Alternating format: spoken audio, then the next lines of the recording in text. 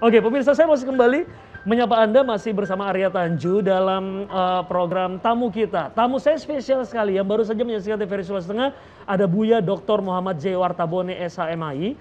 Ini tentunya Anda juga sudah kenal sekali dengan beliau karena beliau juga sudah sempat 3 periode begitu menjadi wakil rakyat di DPRD Kota Palu begitu ya, Buya. Dan juga sekarang mengemban tugas amanah sebagai anggota DPD MPR RI periode 2019-2024, oke? Mana sih ART saya yang juga menjadi ajudannya Buya? Ayo. Ya ampun, cepat ayo dong, kasihan. Buyaku ini, iya, anak paskibraka dia, iya, boleh. Dulu juga sempat jadi anggota paskibraka di pusat juga dulu ya, pembawa baki. Bawa baki bekas kopi di warkop. Bawa baki minumannya presiden sama ajudan-ajudannya. Iya betul. Tuan muda, mohon maaf, gelasnya kita tinggal 1 ternyata. Sudah, kasih. Tidak apa-apa, saya Tuan muda ini ya. tidak apa-apa. Jangan dong. Tamu tetap di saya tidak apa-apa. Tetap. Gitu, ya. Ini sebagai cadangan buat tamu saya ini. Saya tidak perlu. Saya sudah biasa 3 jam, 4 jam, 5 jam, 6 jam ngomong tanpa minum juga biasa, Bu ya. Baik. Bahas santai ya, bahas santai. Orang lagi bicara tapi dia basi di sini. Pembawa baki teh. Iya, oke. Tamu saya Buya Dr.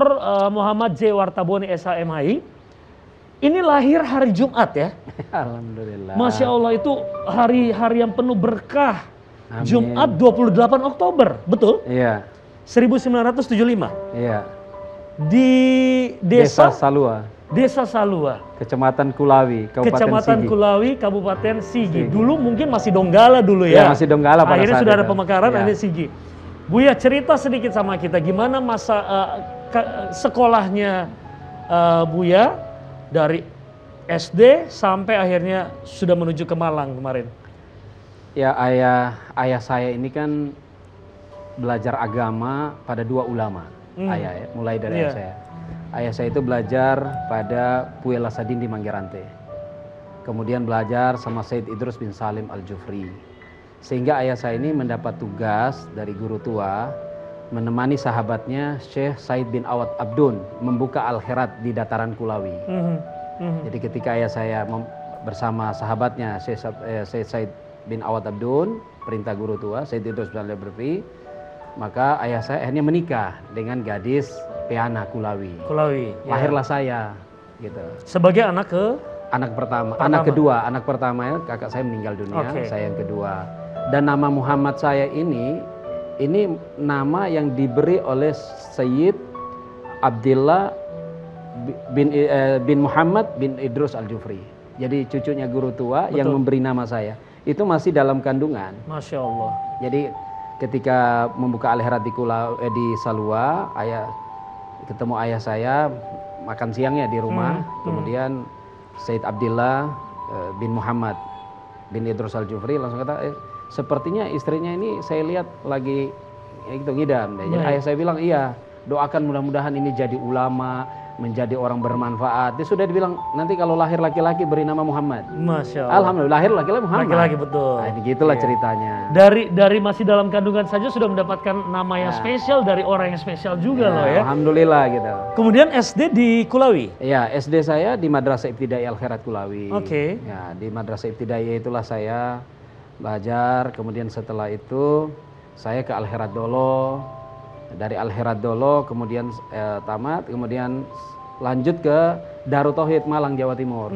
SMA di Darut Tauhid Jawa Timur. Oke. Nah, sampai sempat kuliah. Baik. Nah, seperti itu perjalanan saya. Baik. Gitu. Ada beberapa sisi lain mungkin yang bisa diceritakan juga dan pemirsa di rumah juga bisa lebih tahu. Kita tahu bahwa seseorang itu tumbuh bisa menjadi orang yang sukses, orang yang besar juga tidak terlepas dari rangkulan dan juga didikan orang tua dan juga keluarga yang sangat menyenangkan dan juga mengarahkan ke hal-hal yang positif. Itu sangat setuju tuh Aka ya, Kandaku ya. Oke, saya akan tampilkan dulu sedikit beberapa foto. Mungkin Kandaku, Buya bisa cerita sedikit tentang beberapa foto yang akan saya tampilkan ini ya. Kita coba cek dulu. Nah, ini foto keluarga dong ya? Ya, foto keluarga. Ini istri dan anak-anak. Nah, ya, ini ketika selesai dilantik menjadi anggota DPD Republik Indonesia. Di Jakarta kemarin di Jakarta. ya? Oke. Ya. Kemudian ini putra saya pertama, Syekh Madika Wartabone. Oke, kita tahan dulu, jangan dulu di move ya, jangan dulu diganti. Oke, ini putra pertama dari Buya. Iya. Sekarang berada di posisi di mana ini, Buya? Sekarang beliau di Smart School Jakarta, Jakarta. SD kelas 6.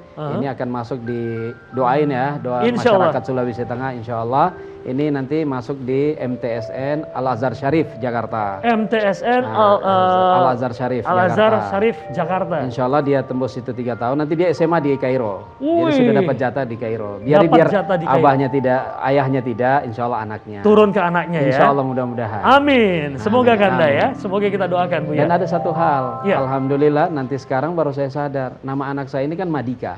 Madika. Syekh Madika. Di dunia ini hanya satu nama Madika, yang dari Kaili saja. Oh iya betul. Iya kan? Iya. Iya kan? Kok kemarin sampai kepikiran Pak memberikan nama Madika? Ya, saya ingin memberikan gambaran bahwa saya saya sudah generasi ke-6 dari Raja Wartabone. Mhm. Raja Wartabone itu kan dikenal Raja Suwawa. Iya. Beliau itu berasal dari Bone. Mhm. Berasal dari Bone, ulama, dan dia menjadi Raja Suwawa. Kemudian anak pertamanya datang di Tanah Kaili 1812 di Una-Una. Oke. Jadi kurang lebih kami sudah 200 tahun generasi Wartabone di sini. Mhm. Jadi biarlah kami menjadi Wartabone Kaili. Wartabone Kaili, Masya Allah. Kira-kira Kan begitu. sangat menyenangkan sekali, sangat iya. Nusantara di mana-mana gitu ya kan. Ya, gitu. Oke, Buya, Kandaku, kita bercerita lagi. Saya pengen kembali ke beberapa titik yang ada di Petobo yang pernah dibangun juga. Ada santri ya di sana ya? Iya. Ada sekolah center, Iya, SMK Islamic Center. Islamic Center yang dibangun di sana. Tentunya setiap manusia pun juga dalam kesuksesannya ini tidak terlepas dari hantaman cobaan juga gitu. Termasuk juga tadi beberapa tempat sekolah yang didirikan oleh Buya juga akhirnya hancur gitu ya, Iya. Buya. Iya. Dan saya coba ada mungkin hal yang bisa sangat menyayat hati bagi seorang Buya Muhammad J. Wartabone SHMHI. Saya coba tampilkan gambar ini.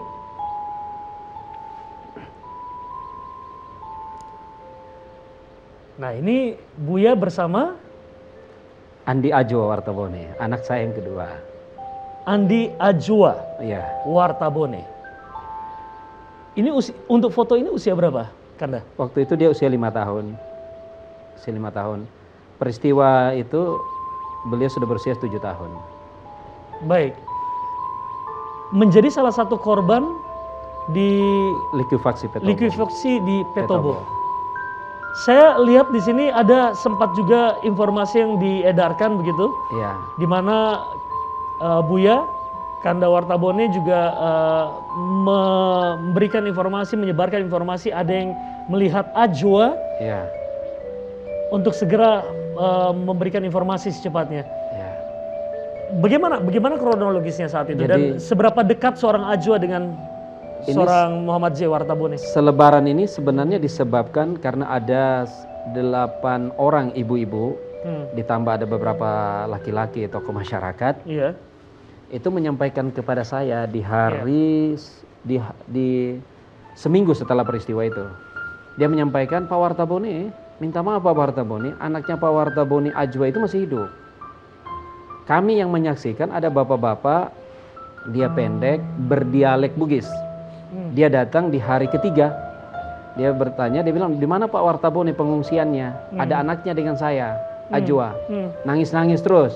Masih ada berarti Ya, ya? gitu. Sehingga dari keterangan ibu-ibu itu dengan beberapa tokoh masyarakat itu, sehingga saya berkesimpulan, ini anak pasti masih hidup. Feelingnya Ya, Buya gitu. gimana saat itu? Kalau hari ini saya tetap merasakan bahwa dia ini masih ada. Ajwa masih ada? ada. Ajwa itu masih ada. Mungkin dia dibawa oleh seseorang yang mungkin juga kehilangan keluarganya. Ya mudah-mudahan lah suatu saat bisa, kalau benar, karena saya selalu berpegang teguh pada prinsip yang disampaikan oleh Syekh Yusuf. Dari ayah sudah diajarkan kita bahwa semua itu berpatron kepada Allah. Iya. Bersifat ma'rifatullah. Jadi tidak ada yang terjadi di muka bumi ini kecuali Allah yang mengkehendakinya. Dan dari setiap peristiwa itu pasti ada hikmahnya. Iya. Nah gitu. Baik, saya kembali ke adik kita Ajwa. Seberapa dekat sih seorang Buya dengan Ajwa ini? Ya. Ini satu-satunya putri. Satu-satunya putri. Jadi anak Ada feeling nggak sih firasat saat sebelum kejadian itu, Bu ya? Jadi ada dua. Ada dua petunjuk Allah. Yang pertama saya punya istri kakak sepupu saya. Istri kakak sepupu saya Muhammad Kris Wartabone. Jadi Kak Nena itu dia bermimpi. Dia bermimpi bahwa ada seorang haji masuk ke dalam rumah saya. Kemudian menyapu kepala anak saya yang paling tua, si Madika. Mimpi ini diceritakanlah kepada istri dan saya. Akhirnya saya berpikir pada saat itu, cobaan apa lagi yang Allah mau beri sama saya gitu. Karena kan namanya menyapu gini berarti kita harus bersabar.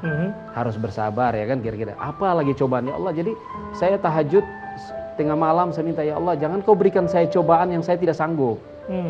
Nah, di saat saya bertahajud beberapa malam itu saya bermimpi. Saya bermimpi cabut paku.